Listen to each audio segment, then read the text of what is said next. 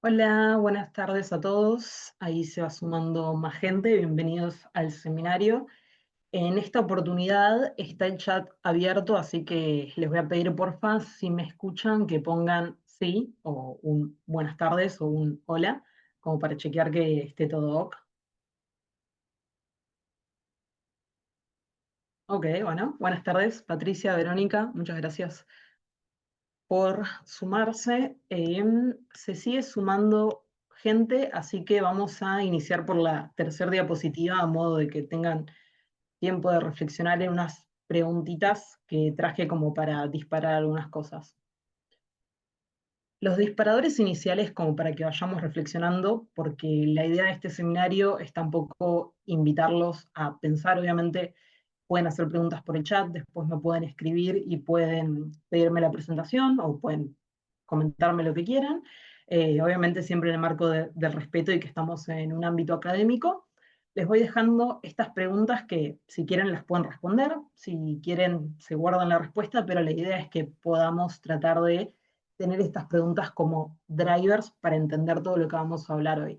Eh, Les spoileo un poco que esta presentación va a ser mucho de cadena de valor de la inteligencia artificial y de comprender qué hay detrás de toda la cadena de innovación y no simplemente hacer teorías como siempre hacen todos los abogados de, bueno, qué es la inteligencia artificial desde el derecho, puede tener responsabilidad civil el daño de la inteligencia artificial. No, este seminario va a ser mucho enfocado a conocer de qué estamos hablando desde lo económico, desde de dónde sale el dinero, cómo es la innovación hoy en día. Entonces no va a ser la típica charla de, bueno, teorías jurídicas sobre la inteligencia artificial. No. Em, bueno, siguiendo con esto, les hago las preguntas iniciales que, insisto, pueden tomarse 2 minutitos y las voy leyendo sus respuestas. En primer lugar, ¿qué es la innovación? ¿Se puede adquirir innovación o debo desarrollarla? ¿Es realista aspirar a construir infraestructura propia desde cero? ¿Qué cambió en el sentido de la sociedad y del contexto económico? ¿Qué creen que cuesta más? ¿Entrenar un modelo de inteligencia artificial o diseñar la interfaz donde el usuario lo utiliza? ¿Cuántos de ustedes piensan que una startup hoy podría competir con OpenAI creando un modelo desde cero? Eh, Son las 7:07, si quieren 3 minutos para que lo puedan analizar y vamos conversando.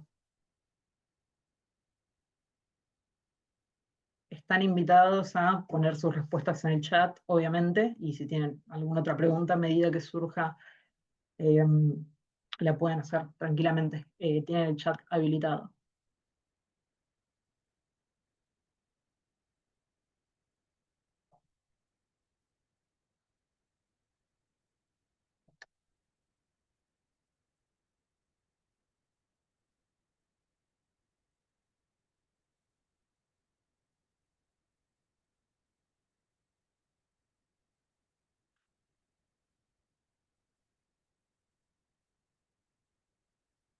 Bueno, o están tímidos o no les gustan las preguntas.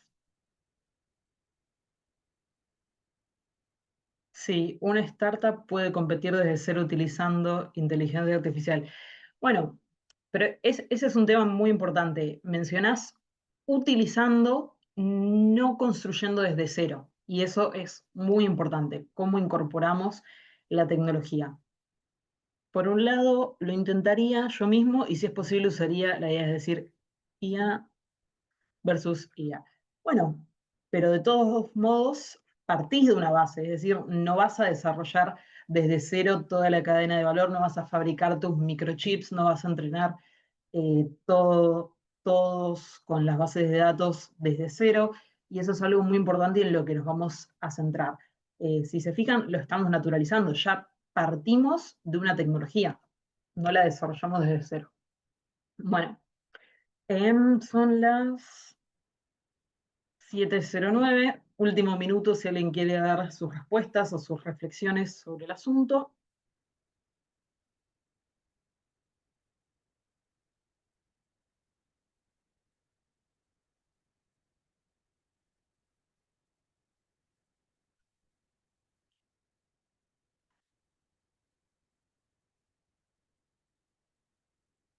Bueno, acá tenemos otra respuesta. Innovación sería un proceso de crear, pero con un plus de mejora significativa.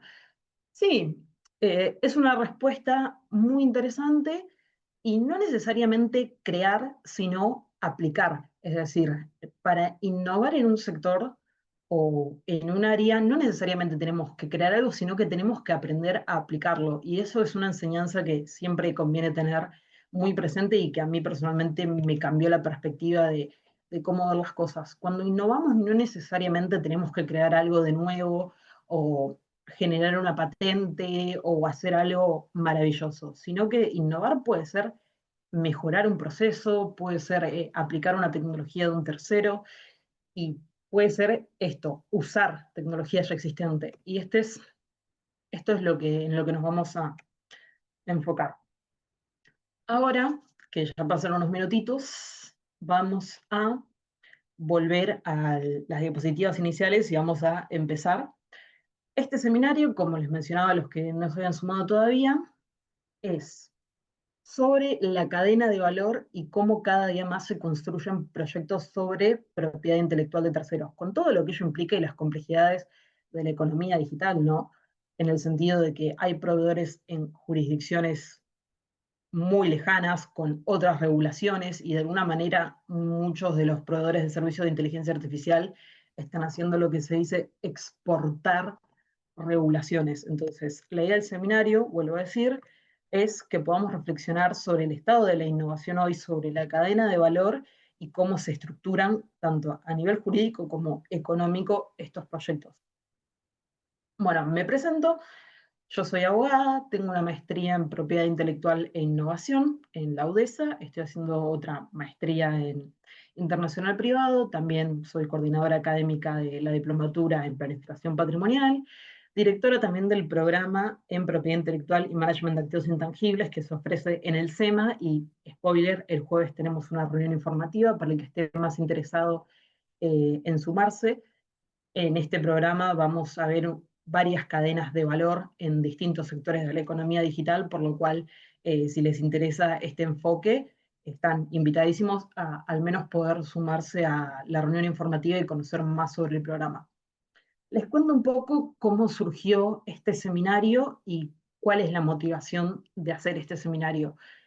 Hace un año y medio más o menos empecé a tener consultas como abogada sobre chicos, y digo chicos porque realmente las primeras personas que me consultaron por esto fueron menores de edad que tenían un proyecto que utilizando ChatGPT hacían un procesamiento, ellos aportaban la base de datos, creaban ciertas reglas y tenían un proyecto. No voy a spoilear de qué era el proyecto porque es bastante específico, pero realmente me sorprendió y me puso a reflexionar porque claramente en mis tiempos de secundario no existía esta tecnología y seguramente en la época de ustedes tampoco. Y es muy interesante reflexionar tanto a nivel económico como social, que hoy en día tenemos la tecnología para emprender y para constituir nuestro propio proyecto sobre derechos de propiedad intelectual de terceros, porque la inteligencia artificial no deja de ser propiedad intelectual protegida por un cúmulo de derechos, ¿no? Para los que no son del palo del derecho, generalmente lo que pasa con todo proyecto tecnológico es que cada componente se protege por un derecho de propiedad intelectual en específico. En el caso de la inteligencia artificial, termina siendo un cúmulo de software que se protege por derechos de autor. Generalmente hay una marca que se protege, bueno, por marca justamente.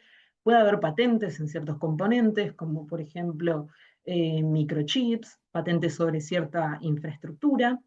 Después, las bases de datos, dependiendo de la jurisdicción, también puede adoptar derechos como obra derivada, y así se puede hacer esa cadenita de derechos de propiedad intelectual que terminan siendo licenciadas e incluso a menores de edad. Es decir, esto quizás que naturalizamos y que en algún punto pasaba siempre en la economía, porque tenemos desde siempre laboratorios que, por ejemplo, adquieren una patente y producen, o personas o empresas que adquieren tecnología mediante licencias, pero hay cosas que realmente han cambiado Y eso es lo que pretendemos abordar en este tópico y en este seminario. Entonces, la motivación, y por eso también los invito a dejar sus comentarios y participar si quieren, es comprender las condiciones técnicas y económicas de los modelos de IA de terceros para innovación propia con perspectiva global. Vuelvo con esto.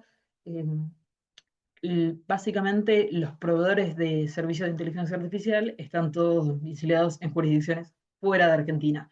Podemos hablar de Estados Unidos, podemos hablar a veces de Europa, etcétera, etcétera, pero generalmente estamos hablando de relaciones internacionales entre sujetos privados, lo cual implica muchas cuestiones en el medio y generalmente suele ser una relación asimétrica, obviamente.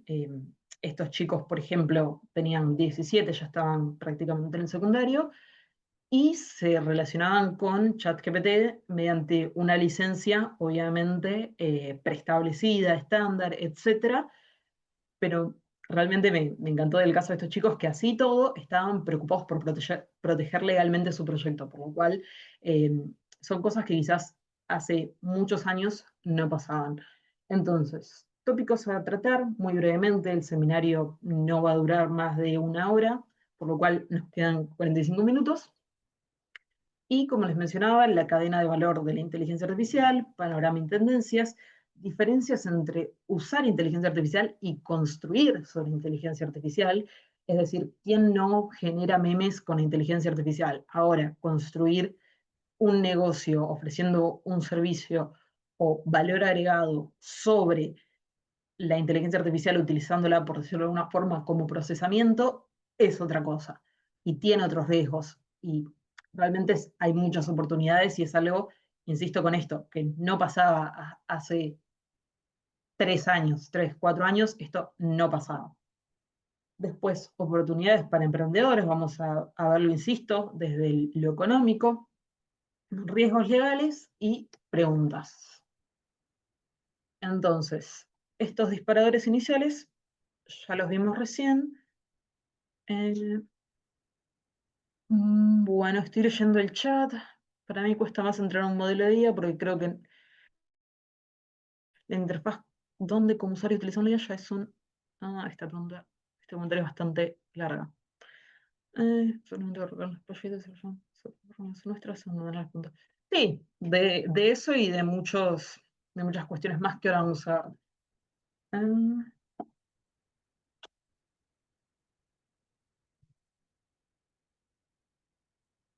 bueno, como les comentaba, la cadena de valor podemos definirla o estructurarla en estos, creo que son 5 niveles, básicamente.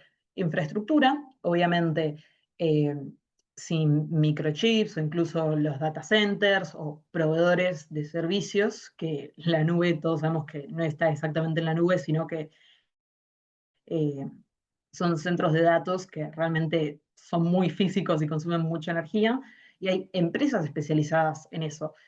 Eh, Después tenés los grandes LLMs y sistemas entrenados. Después tenés servicios de acceso, es decir, esta sería como la cadena de valor donde tenés cada componente desglosado para generar un modelo de inteligencia artificial. Y después, finalmente, tenemos como la interfaz de usuario y el valor específico agregado. Y cuando empezamos a ver, y esto se relaciona con la pregunta que hicimos al inicio, ¿se puede competir desde cero contra Google o contra OpenAI? Y la verdad es que no, y no se puede por un montón de cuestiones económicas. Eh, Esto es un poquito polémico, pero hay que empezar a decirlo, y es el tema de la competencia en los mercados digitales. Prácticamente la carrera ya está hecha y son los que son, y cuesta mucho, pero en todo sector tecnológico e incluso social, porque se dan lo que son los efectos de red. Es decir, que mientras más personas estén en esa red, se potencian entre sí y cuesta más llegar a poder igualar o competir con ese proveedor. Entonces, las únicas opciones, si se quiere, donde se puede llegar a generar valor sobre lo que ya existe son en estas etapas.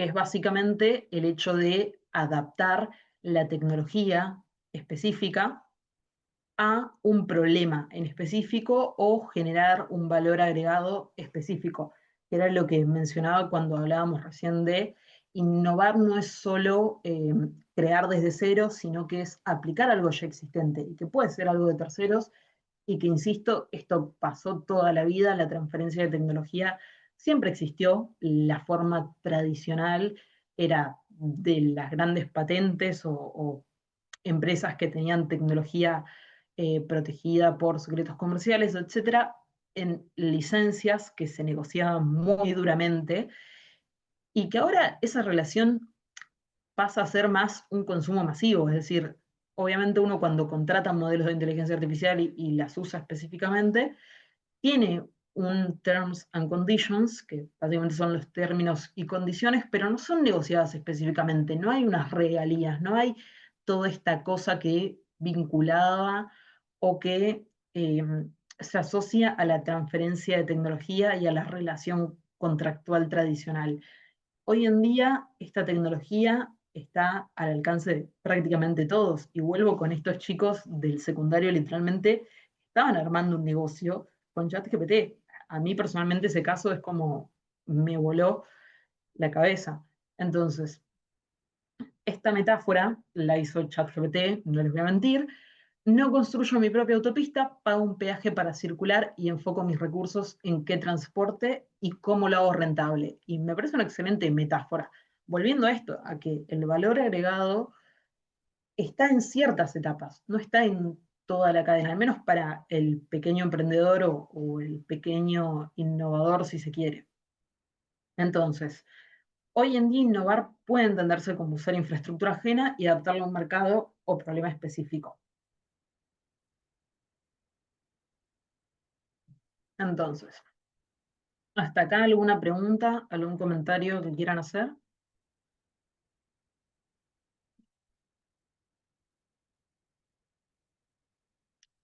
No sé si me escuchan,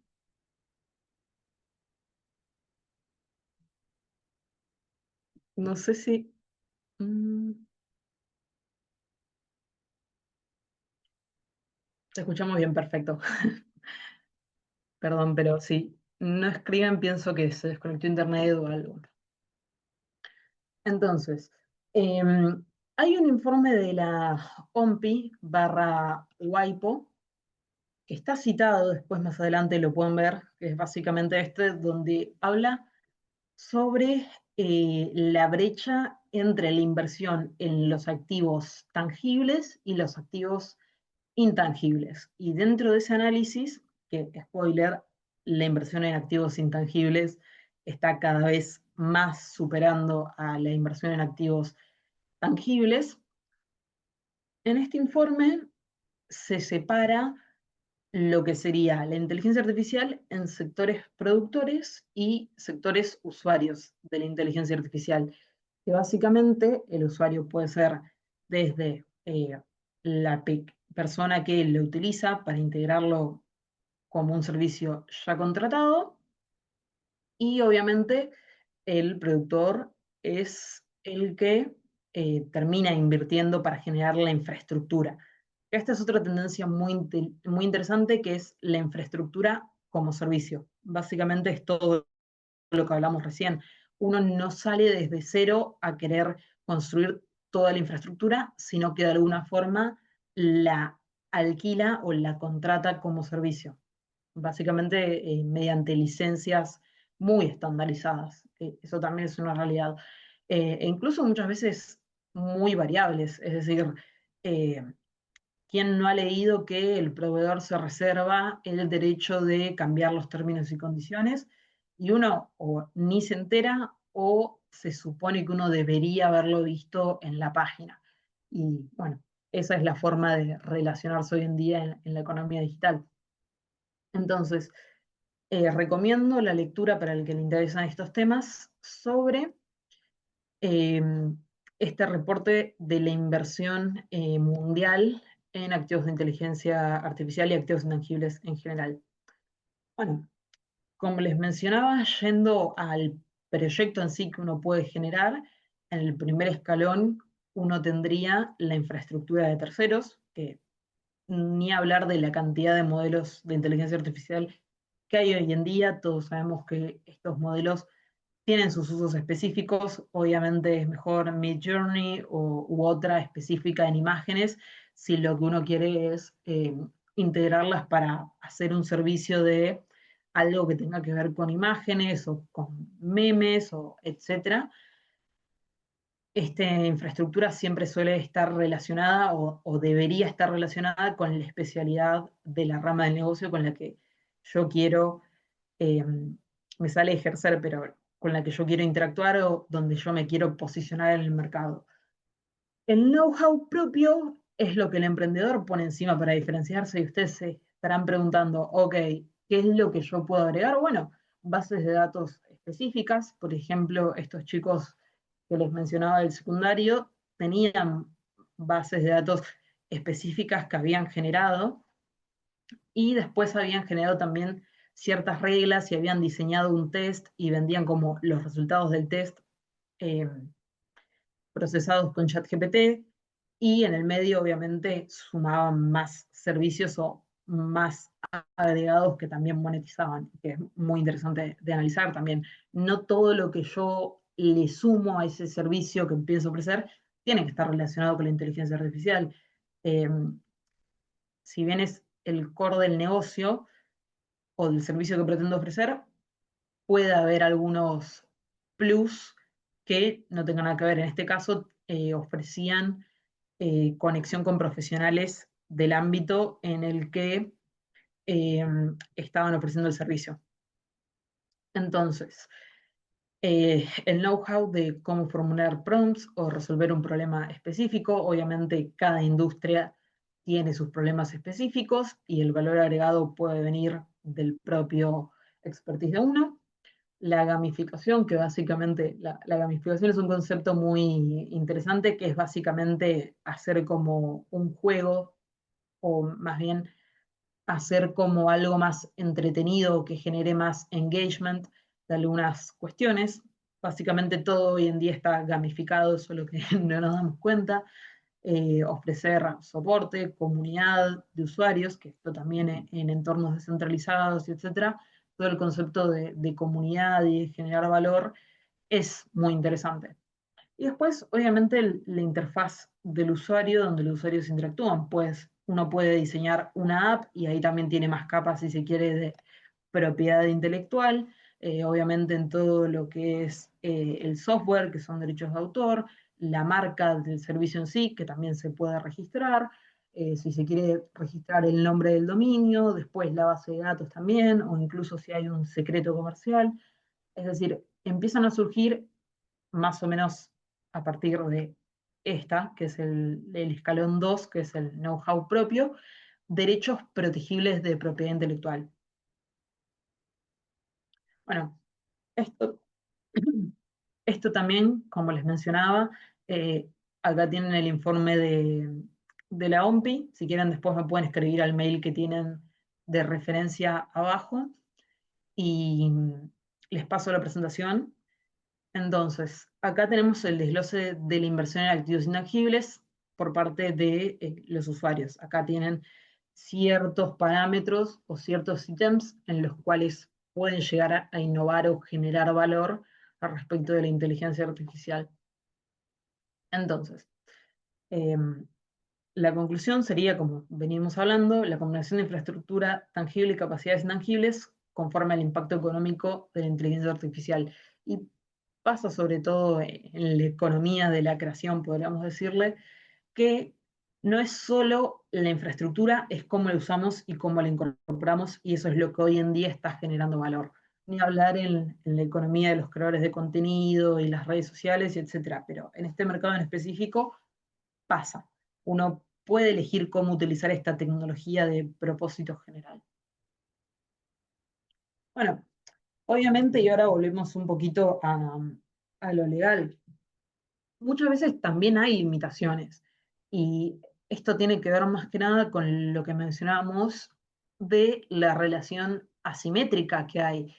¿Por qué? Porque uno puede construirse un negocio sobre ChatGPT. Ahora, sería utópico pensar que le puede ir a tocar la puerta a OpenAI y que les diga, quiero entender cómo funciona tu algoritmo o quiero que me expliques cómo es tu modelo de regresión lineal.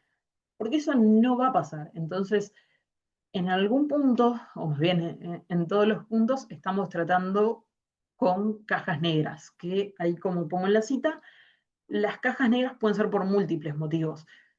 Una es la cuestión técnica, básicamente hoy en día se ha alcanzado una complejidad que es probable que muchos ingenieros ni siquiera sepan cómo hacer una regresión para entender cómo esas redes neuronales llegaron a tal output, es decir, realmente hay una limitación técnica que no le va a combatir ninguna regulación. Hoy en día está muy de moda hablar de transparencia algorítmica y no tenemos en cuenta esto, que la transparencia a veces es realmente imposible, porque no se puede llegar a revertir o hacer ingeniería inversa a un output, porque el sistema ya es tan complejo que es creer o reventar básicamente. O legal. Existen las restricciones legales cuando, por ejemplo, estamos protegidos por un algoritmo que generalmente se utiliza como secreto comercial.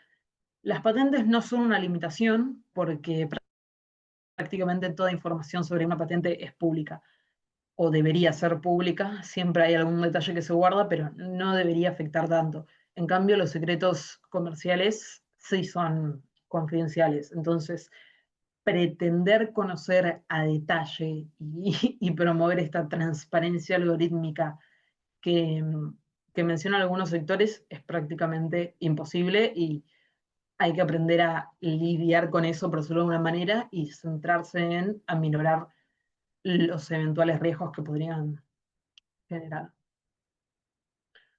Bueno, ya para ir cerrando el seminario, les dije que iba a ser corto, son 7:32, y quedan seguramente unas 3 o 4 diapositivas, así que si tienen preguntas es momento de realizarlas. Es bueno preguntarse si uno quiere emprender en este sector o sobre propiedad intelectual de terceros. ¿Qué licencia regula la IA que estoy usando? ¿A qué voy con esto?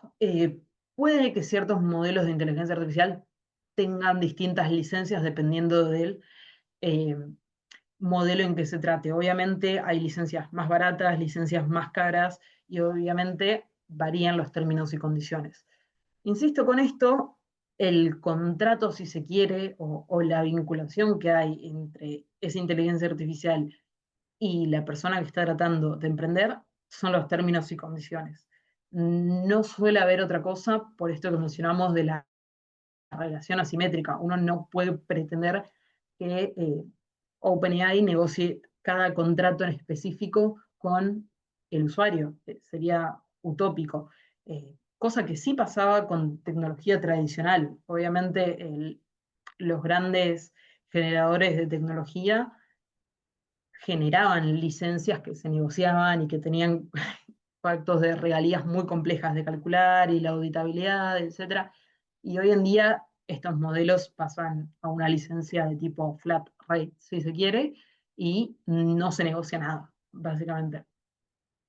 Dentro de lo que puede llegar a incluir esta licencia, estoy habilitado para un uso comercial. Hay límites de redistribución o su licencia. Bueno, hay muchas restricciones a veces en estas licencias para lo que realmente se puede hacer. Acá veo una pregunta, ahora vamos, es interesante la pregunta. Em, tengo alternativas, otro modelo, open source, híbrido. Siempre es bueno tener un plan B, insisto con esto, la relación es asimétrica. Es decir, si mañana OpenAI funde, y bueno, habrá que salir a buscar otro modelo y constituir o tener un plan B para pasar todo tu negocio a otro modelo. ¿Qué datos estoy usando para entrenar o personalizar la inteligencia artificial? Esto es muy importante que quede claro, por más que OpenAI tenga sus propios datos, si yo le estoy aportando más datos y estoy extrayendo datos o estoy generando una base de datos con datos sensibles, por ejemplo, tengo que cumplir con las regulaciones de datos personales. Eso nunca está de más aclararlo. ¿Qué valor diferencial estoy construyendo más allá de la inteligencia artificial? Como les mencionaba, pueden ofrecerse otros valores o puede eh, la inteligencia artificial y el servicio ofrecerse como el core, pero después sumar otras cosas. Después, marcas, bases de datos, know-how, modelo de negocio, siempre es bueno tenerlo bien en claro. Y en estos casos, lo que se suele hacer es una auditoría de propiedad intelectual, le decimos, que es básicamente poder segmentar y analizar el valor dentro de un proyecto. Es decir, filtrar básicamente. Esto se protege por marcas, esto por patentes, esto con know-how, modelo de negocio, bla. Bueno, esta es otra pregunta. ¿Mi ventaja competitiva depende 100% del proveedor o tengo activos propios? Como les mencionaba, la base de datos es un activo propio.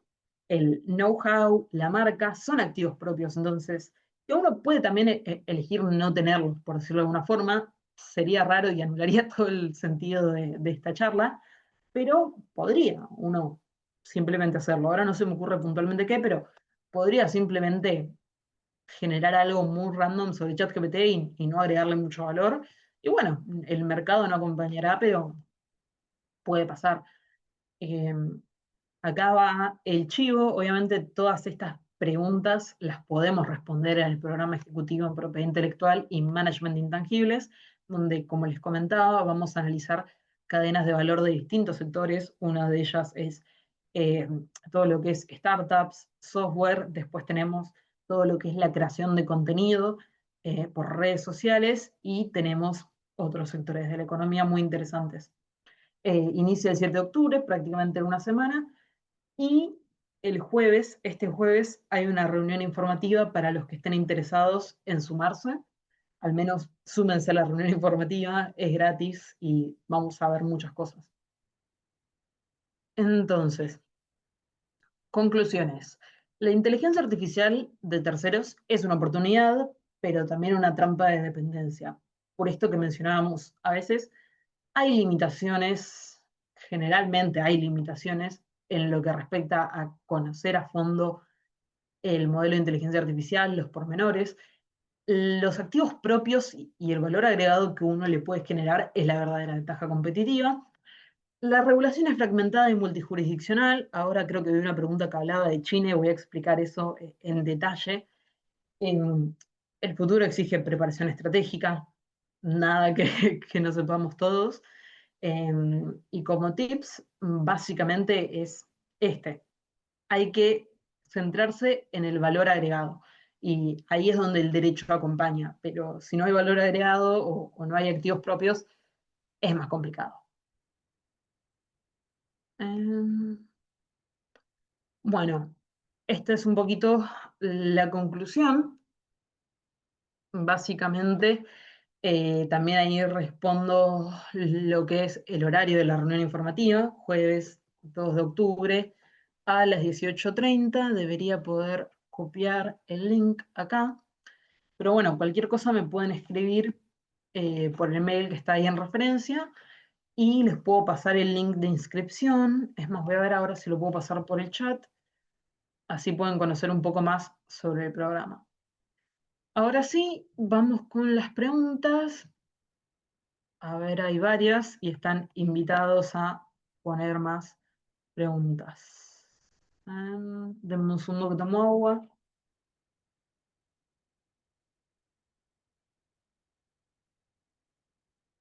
A ver, pregunta.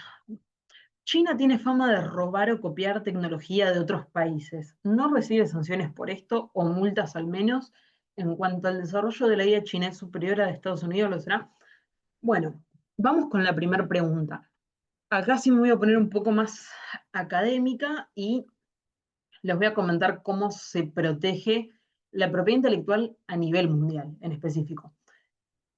Básicamente, todo país más o menos desarrollado que es parte de la Organización Mundial de Comercio adhiere a los ATPIC.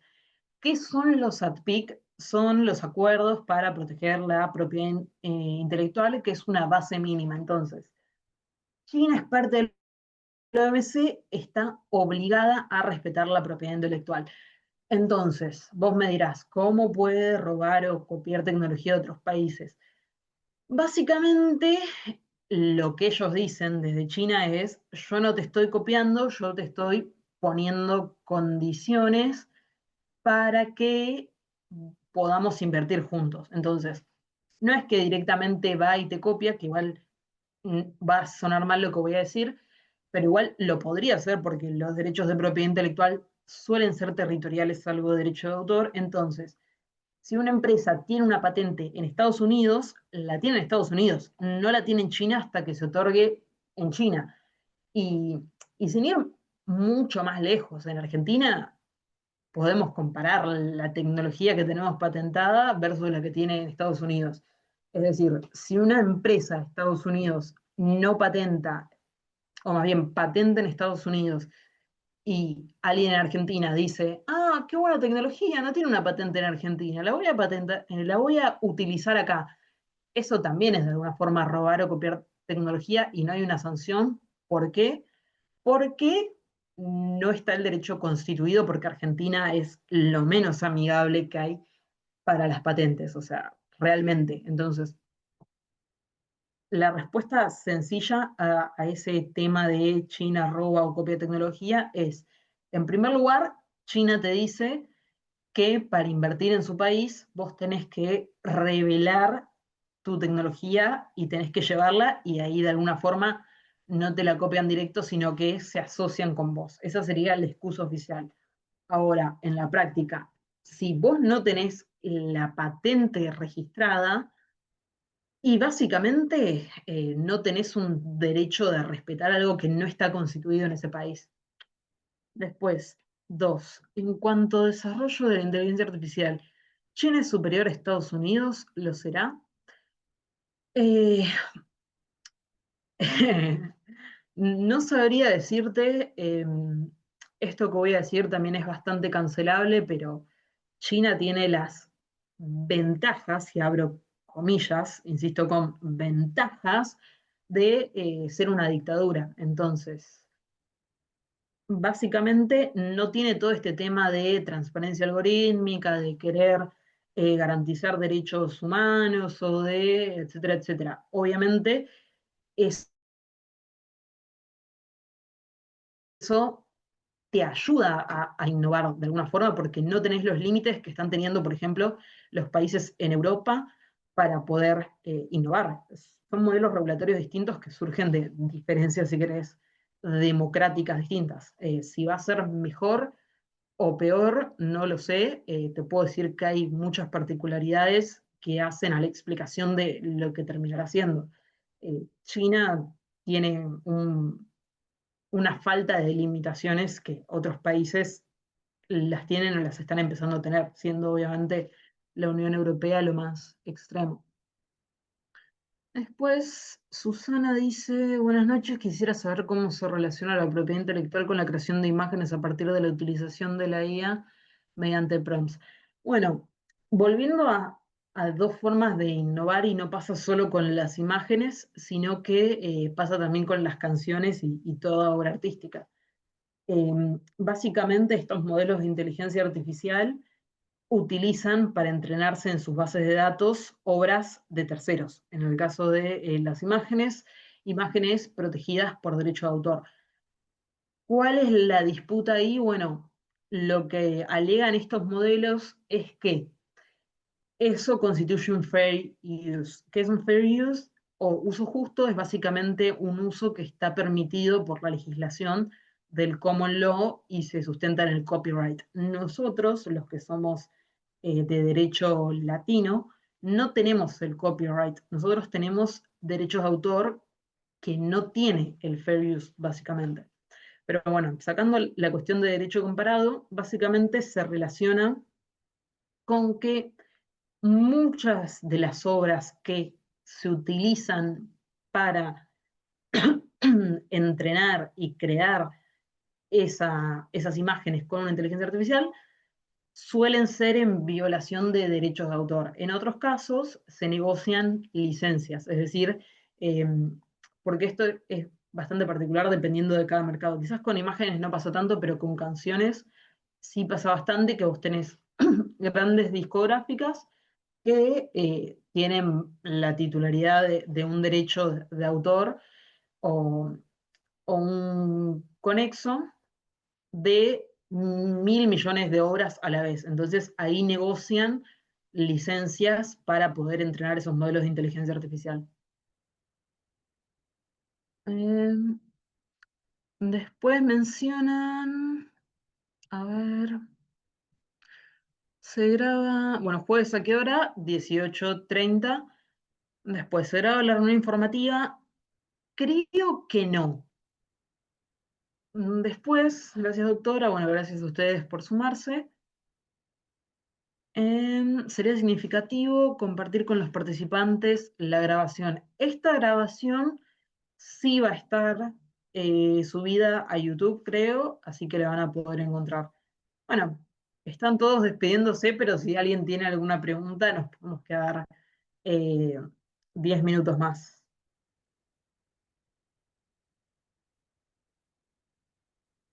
Salvo que no tengan ninguna otra pregunta, lo cual no sé si es bueno o es malo.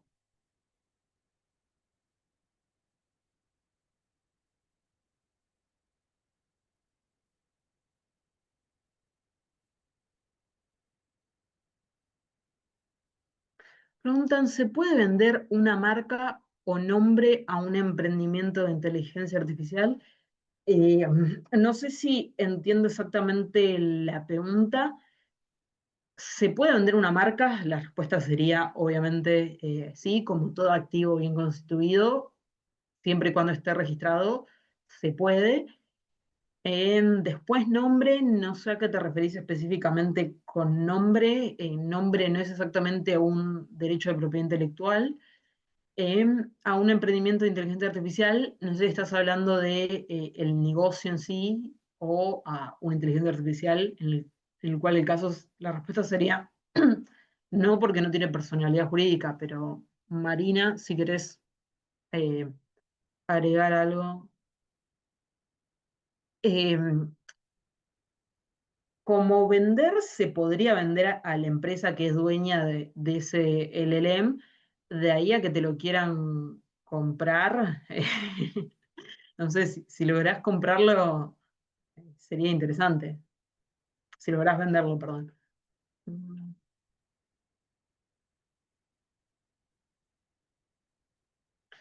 ¿Y qué sucede en cuanto a la protección de obras de arte, cuadros que no se encuentran registrados?